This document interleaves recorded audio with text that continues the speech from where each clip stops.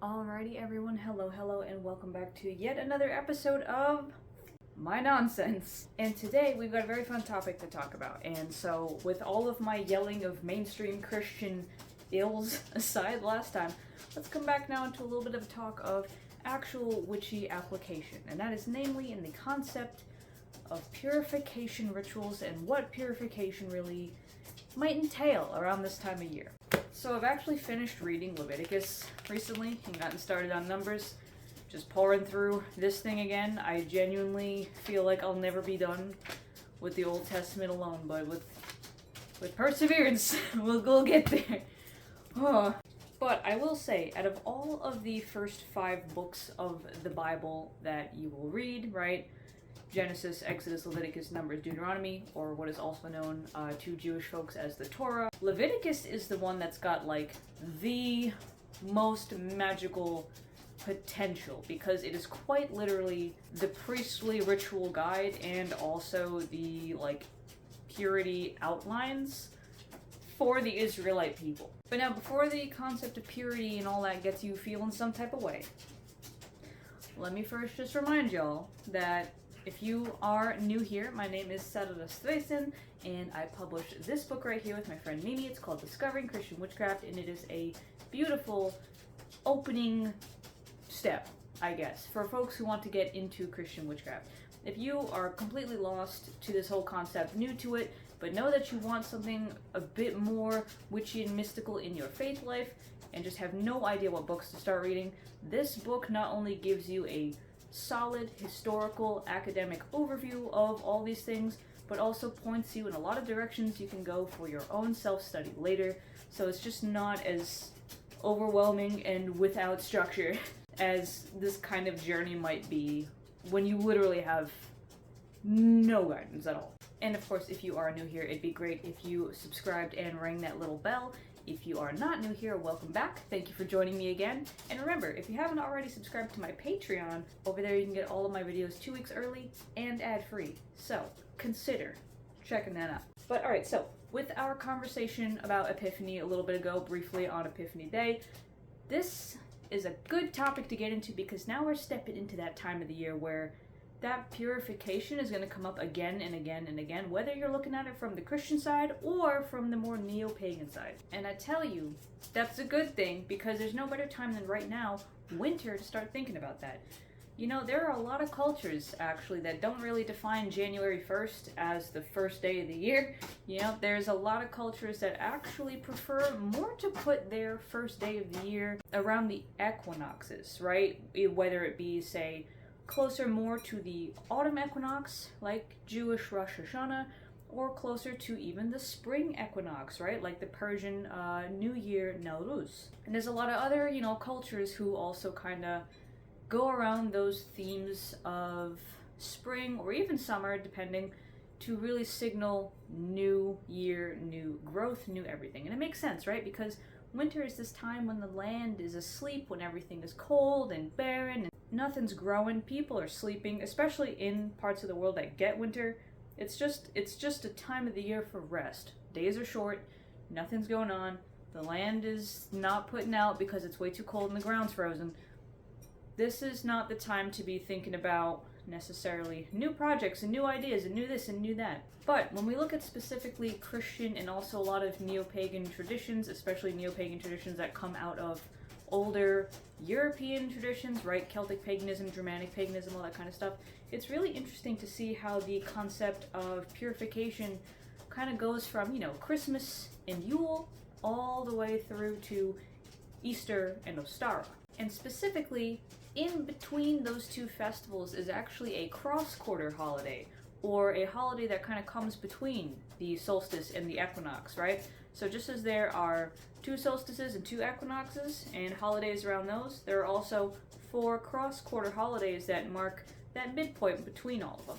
And the midpoint one here, as you might guess, is the neo-pagan Imbolc, which comes out of specifically a Celtic festival honoring the goddess Brigid, and also the Christian Candlemas. Candlemas being about when Mary dedicated Jesus to the temple as per Jewish tradition. So whereas Imbolc is really all about kind of like the reigniting of the hearth fire and celebrating the fertility of the livestock, right, as they are starting to have babies again and getting ready for spring when all of these lambs and things are born, as we, you know, look at the goddess Bridget herself and how she is really a master of the hearth, as well as like crafting, smithing, poetry and arts and all these other kinds of things, this is really a time where, you know, the dairy and everything else is coming out. You got the honey, you got the lavender, you got all these other things that signify really cleansing oneself and getting rid of all the old of winter and getting ready for spring.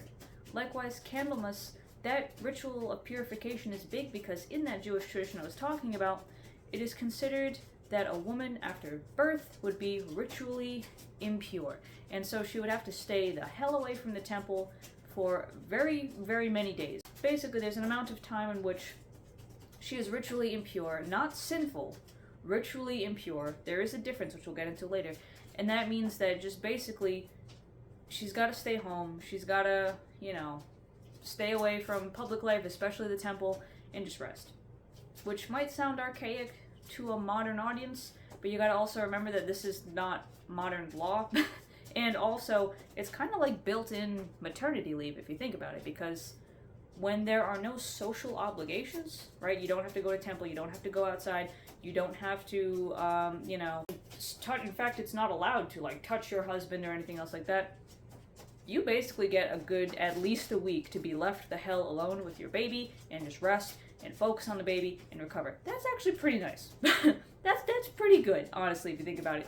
And again, once you are done with this time period, you do the whole purification ritual at the temple, and then you go ahead and dedicate your child to God, and yay, hooray, great, awesome, right? So purification shows up there a lot too, and Candlemas festivities have a lot to do with like all kinds of fun candle decorations, lots of candles, lots of cakes, right? Like pancake type things, all kinds of good stuff like that. And anyway, when we talk about impurity, right, like as I said, we're going to get into it, a lot of those laws are coming from Leviticus. So as I finished reading it, I really was surprised at the intricate stuff going on in there, and that's also why it was so awesome to read it with a study Bible specifically. When you read it by itself, and there's just like oodles and boodles of rules, and you're not really sure what they all mean, it's tough to get through it. But when you get through it with a good study guide, and you can always just glance down at the footnotes for the scholars to explain to you what the hell's going on, makes it easier to grasp. And what I noticed is that in Leviticus, there is a lot of animal sacrifice to purify the altar. Why does the altar need purifying? Because daily activities just cause uncleanness. Again, not sin, just general uncleanness. And this is a concept that shows up in various religions, not just Judaism. It was a pretty common idea in the ancient world at the time of this writing that this would be the case. Like, when I say that it is not sin, I want to be so explicitly clear about that because Leviticus is where we see the very, very sharp distinction between a purity offering, isn't to like cleanse somebody or like, you know, cleanse the temple or cleanse the surrounding area of impurity, and the sin offering, which is for like when people effed up and they had to go make that offering. Two totally different situations that we see pointed out in Leviticus. And on top of that, the whole concept of impurity is literally just inevitable, right? Leviticus makes the point that this is inevitable. It's always going to happen. It's kind of like the same way that, you know, wearing your clothes, right, for a day, well, now you're not going to put them back in your dresser because they've been out in the world, right? You've sat in your car with them. You've sat outside in them. You don't want to just put those clothes you wore all day back in your dresser, right? Because they're not clean anymore. There's a similar kind of vibe going on when we talk about impurity. It has nothing to do with the concept of purity culture in the modern day, and everything to do with, from a modern perspective, what was people's honest attempt to ward off issues like illness and bad luck and things because they didn't have germ theory yet and didn't know what exactly was causing illness, but were pretty sure that when you do things like, say, eat roadkill, or when you have some kind of blood, like women's menstrual cycle, or when you have, some kind of skin condition that no one knows what's causing it, that these things are potential sources of ill for the whole community because now we know they potentially carry transferable diseases. Back then they didn't know that. It was all just impurity, it was uncleanness. And so they just kind of built these, honestly, for Leviticus specifically, pretty solid and intuitively correct rituals to handle that. I mean, aside from the blood sacrifice, of course. But I'm talking like, say, for instance, if someone ate meat that had been torn by beasts. Torn by beasts meaning like, you know, you found an animal that was okay to eat, and it had already been killed by like some other predator, some other animal. You could technically eat that, like that's permissible and okay to eat, but you are unclean. You've kind of like gained impurity points, basically, and so you'll have to, you know, wash your clothes, wash yourself, and then just kind of like sit separate from other people until the evening. Once the evening comes, you are right as rain and you are ready to go again. Literally, like, that's it. Like, there's no sin, there's no, oh, this is so morally terrible or whatever. It's just that, hey, isolate for a little bit, right? 6 feet apart, you know, stop the spread and all that other kind of stuff. Like, isolate, quarantine for a hot minute, wash yourself, then come back. That's, when we're talking about impurity, that's what we're kind of stuff we're talking about. We're talking about, yep, everyday activities might get you a little bit dirty, and you're gonna just have to wash yourself, clean yourself, and don't come near the temple, because that's the holiest space, and if that gets profane, we're all done for. We're done. So when we're talking about the temple, right, like here in Leviticus 16:26, right, we were talking about, this is actually very specifically the middle of Leviticus, which is about the Yom Kippur Day of Atonement ritual. This is actually where we see Azazel pop up, because this is a ritual where the sins of the community are written down on one goat, and that goat is sent off into the wilderness, where Azazel, the sin eater, kind of eats it up. And this is like a big, like, once a year sin cleanse, specifically sin, right? So all of the transgressions of the community, all the bad they've done to each other, whatever, all the laws they've broken that are like serious, you know, sin laws, those get written on that goat and it gets sent away, kind of symbolically throwing the sins out of the community to the demons of the wilderness. But the other goat, because there are 2 goats in this question, the other goat gets sacrificed by the altar to purify the area, and its blood is dashed on the altar, and, you know, it is burned up completely to smoke, right? So all of that makes a pleasing odor to the Lord. So it's kind of like, it's basically a spiritual wash in Febreze of the whole area to clear up all of the, you know, impure miasma stink that pops up as a result of daily activity, and also just like, you know, the bad things that come from sinful stuff, because some of this sinful stuff is also impure stuff, right? Sometimes there's an overlap, but not always. And in fact, in Leviticus 14, that's where we get one of our main purification rituals of a person, especially a person who, as this says, you know, is a leper that has been healed of a scaly affection. So leprosy didn't mean what it means now. Now leprosy is a very specific disease, but back then leprosy was just kind of any like skin issue, like scaly skin issue that was potentially very transferable to other people. And so that person would be like quarantined, like put out on the edge of the community, quarantined. And when the priest kind of went over and looked and said, okay, they look healed, now Leviticus 14 is where we get this big, really cool ritual, right? So the priest shall order 2 live, clean birds, cedar wood, crimson stuff, and hyssop to be brought for him who is to be cleansed. The priest shall order one of the birds slaughtered over fresh water in an earthen vessel, and he shall take the live bird, along with the cedar wood, the crimson stuff, and the hyssop, and dip them together with the live bird in the blood of the bird that was slaughtered over the fresh water. So again, animal blood is a purifying thing, water in an earthen vessel is a cleansing, purifying thing. He shall then sprinkle like that blood in fresh water on this former afflicted person 7 times on him who is to be cleansed of the eruption, and cleanse him. He shall then set the live bird free in the open country. The one to be cleansed shall wash his clothes to shave off all his hair, and bathe in water. Then he shall be clean. After that he may enter the community, the camp, but he must remain outside his tent 7 days. On the 7th day he shall shave off all his hair of head, beard, and eyebrows. When he has shaved off all his hair, he shall wash his clothes and bathe his body in water, then he shall be clean. And then on the 8th day you shall take 2 male lambs without blemish, 1 ewe lamb in its first year without blemish, 3/10 of a measure of choice flour with oil mixed in for a meal offering, and 1 log of oil. These shall be presented before the Lord, with the man to be cleansed at the entrance of the tent of meeting by the priest who performs the cleansing.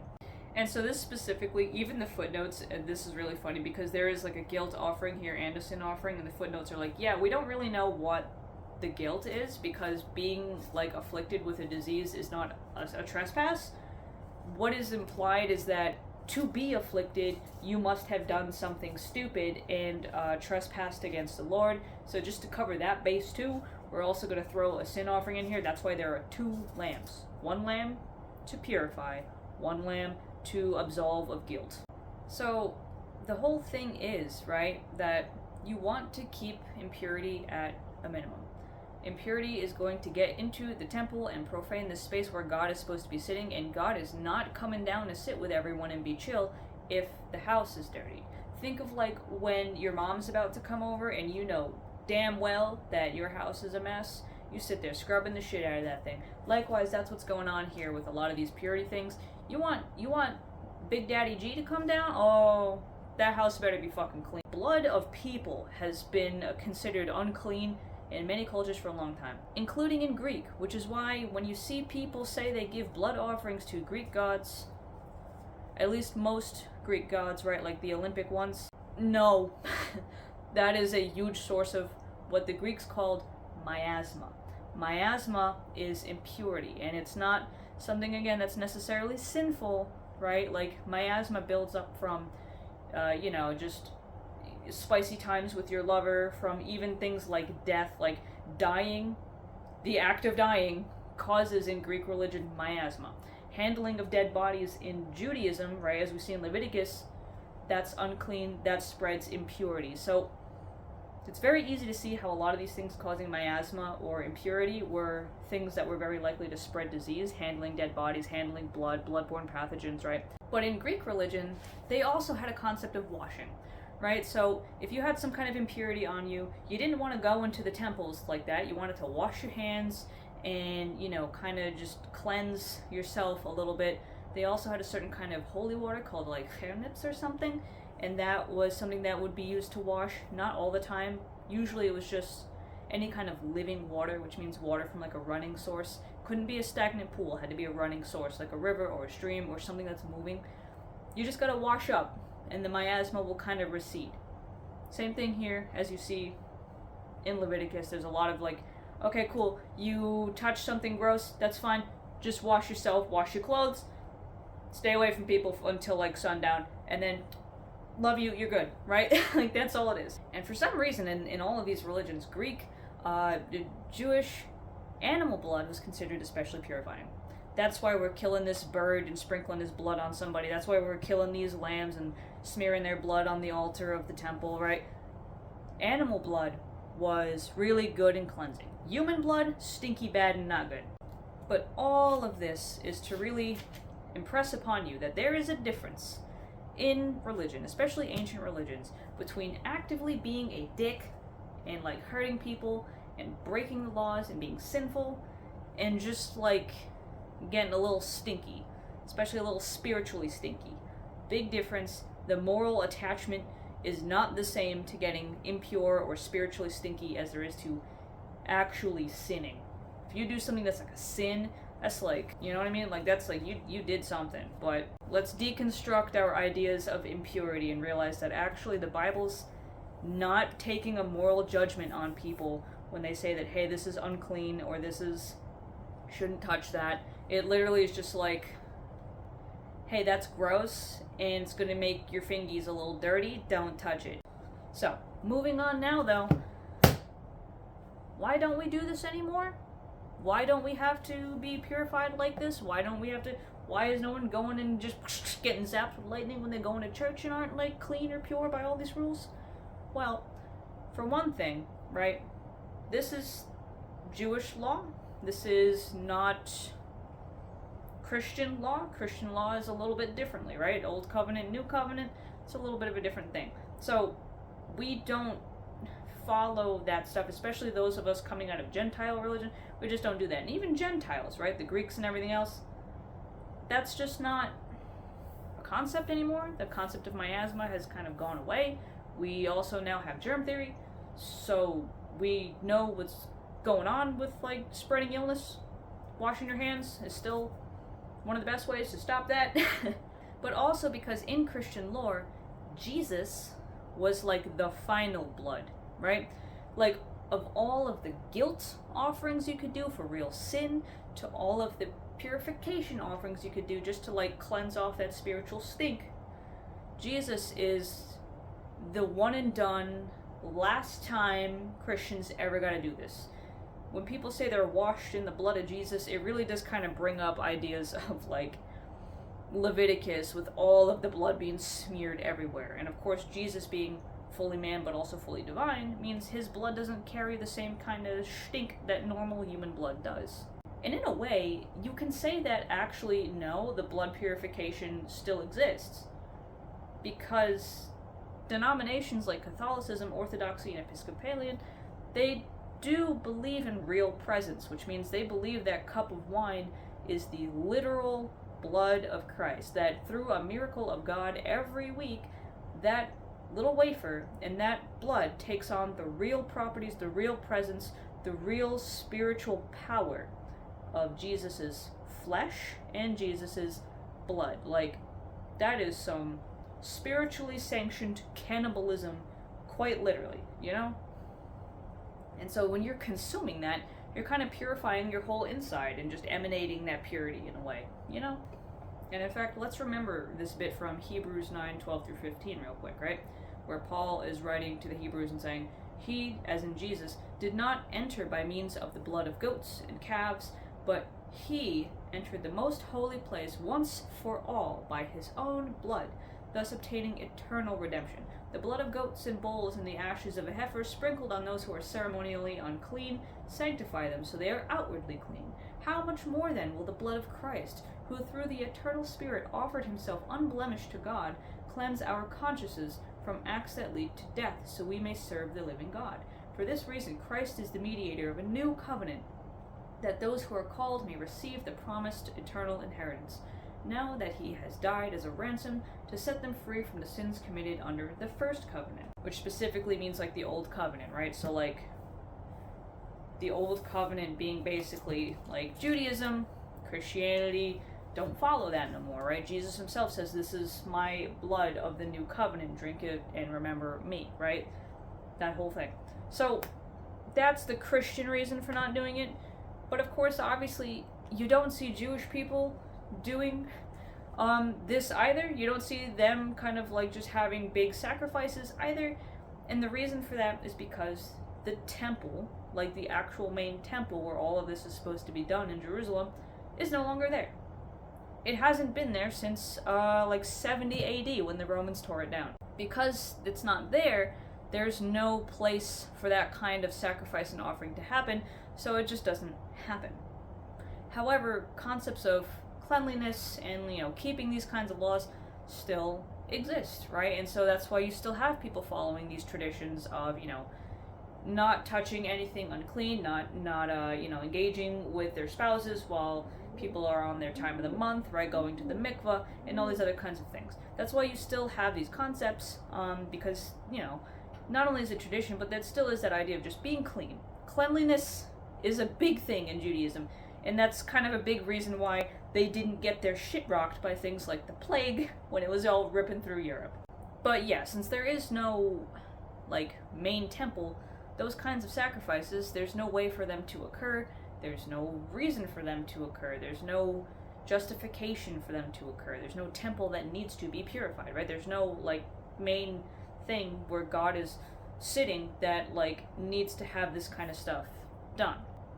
So that's why, like, the whole, like, animal blood purification thing isn't really a thing anymore. Even for folks who are following, like, you know, Hellenism, like ancient Greek religion, I don't think they're out there using animal blood for that. They're usually using something like water or incense or something like that, just because above all of the reasons I've listed, that kind of animal sacrifice is just not as popular as it used to be. There are still traditions that do it. There's still traditions that, they'll sacrifice a chicken or something, and that's fine. That's great, whatever. But for the most part, especially in Western culture, that's just not a thing anymore.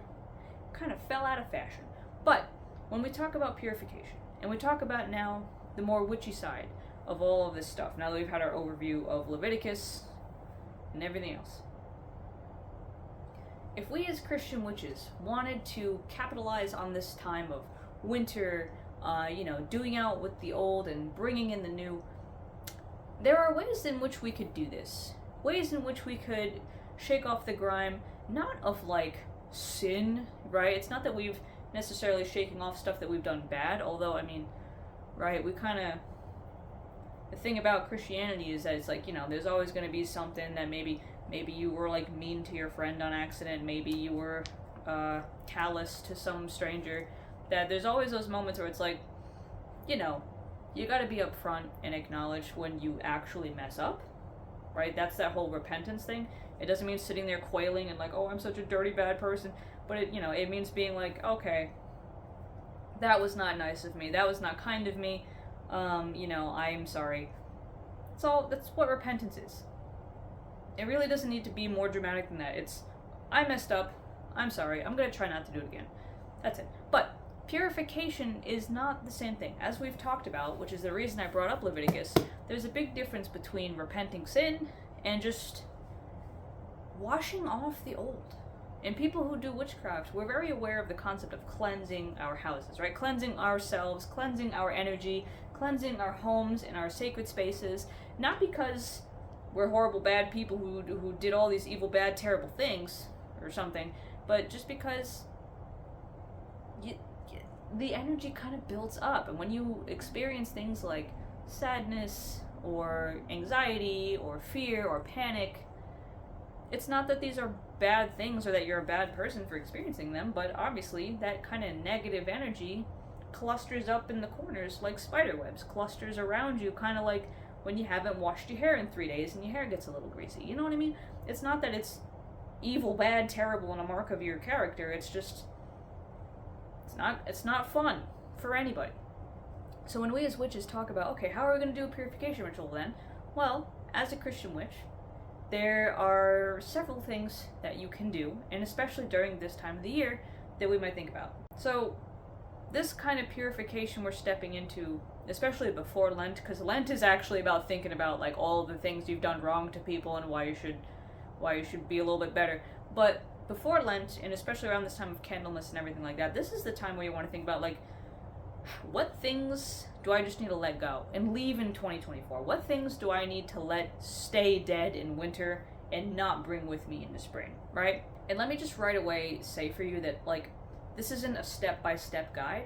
This is something for you to think about how you want to engage with this, because I don't write down my spells, and all of my spells every single time are going to have a similar format, but different ingredients, different verses, different things going on. So what I would like you to do is take these concepts and figure out how you yourself want to actually engage with them.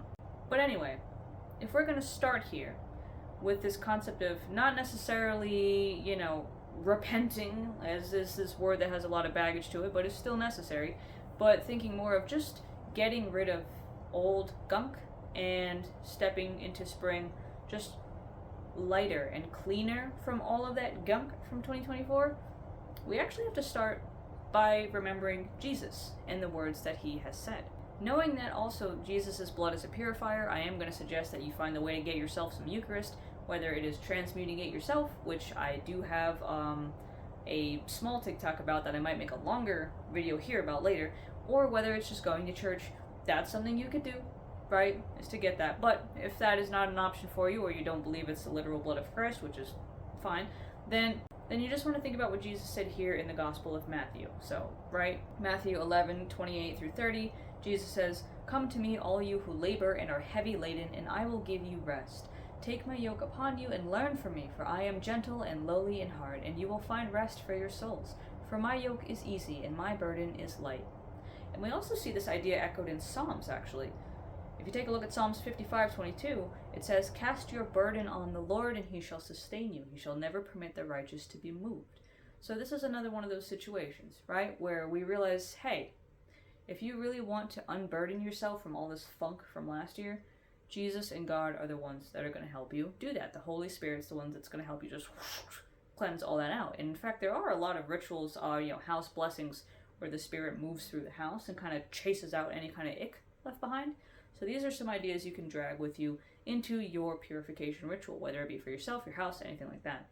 And still, right, with all of these burnt offerings we see in the Old Testament and everything like that, there is still a little bit of a place where fire and burning offerings can come in here, and that is namely in the burning of frankincense.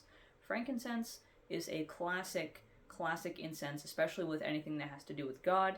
That smell you get when you walk into a Catholic church, an Episcopal church, anything like that, that is frankincense, and it is a very pungent smell. It's also a very purifying and cleansing incense that you can offer up to God, and also just kind of move through your whole house, move around yourself, to bring in that sense of purity and just a good odor that kind of is like spiritual Febreze again. And so if we're building a ritual here, we might sit down and, we might maybe take holy water and just kind of put it in a bowl of water, dip our hands in, wash our hands a little bit.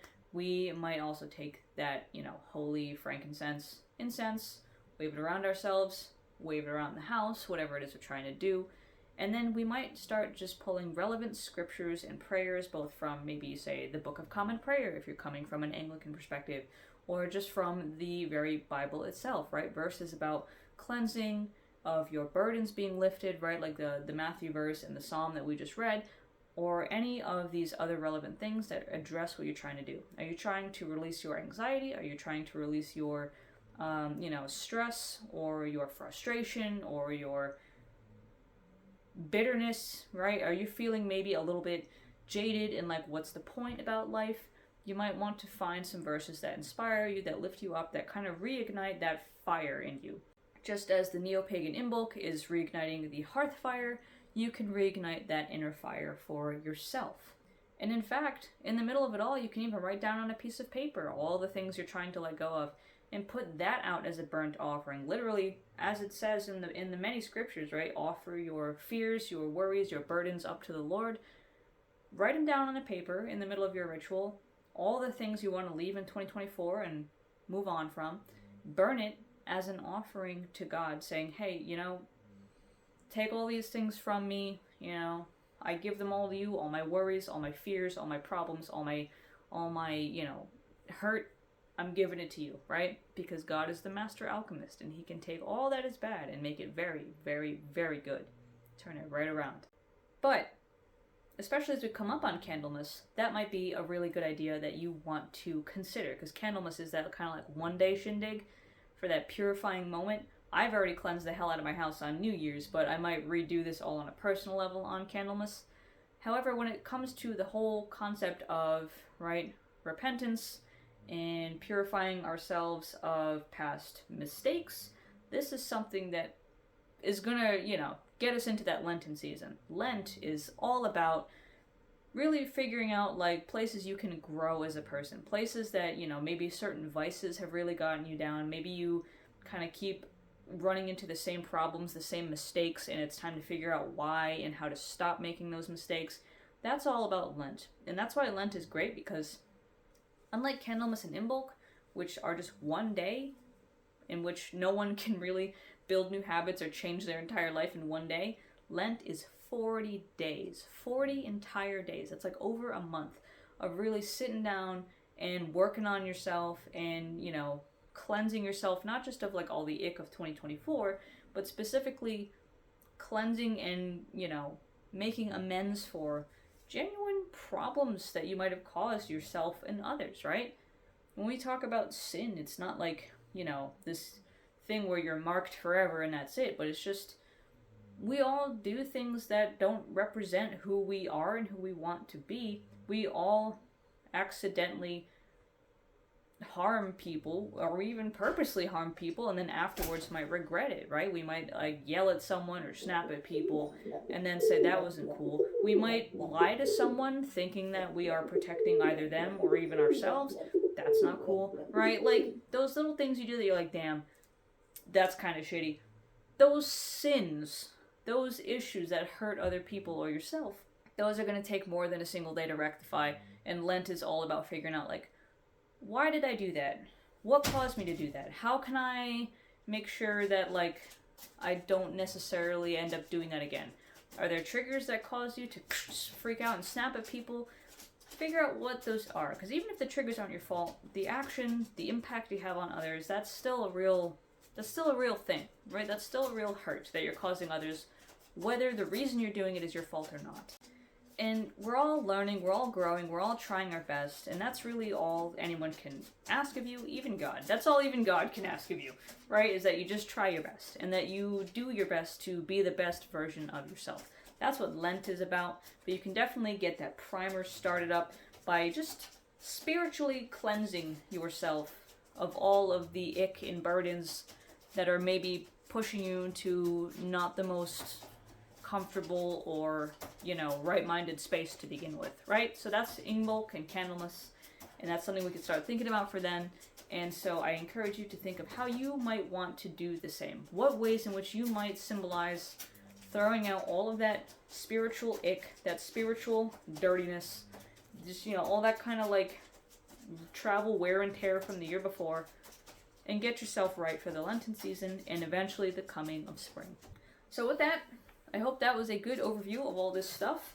I definitely, if you want to read Leviticus, I suggest you take it a piece at a time, and that you also realize that it is meant to be a manual. It's not meant to be like some riveting story. It's not supposed to be the most fun thing you've ever read. You might find yourself slogging a little bit. You might find a lot of it gets repetitive, especially in the first 8 chapters. But it's a really good thing to look at just to see what it is people thought about cleanliness versus sin, what it is people did to kind of try and protect themselves and their community from the consequences of this kind of dirt building up, and what it is that people had to do to kind of manage themselves and govern themselves in that way. So don't be afraid of Leviticus. It's dense, it's heavy, but it is interesting. Check it out if you'd like. But also think about, again, Candlemas, Imbolc, and soon enough, Lent. With all that said, guys, I will see you around next time for some more interesting conversation, and I hope you have a great rest of your week. See ya!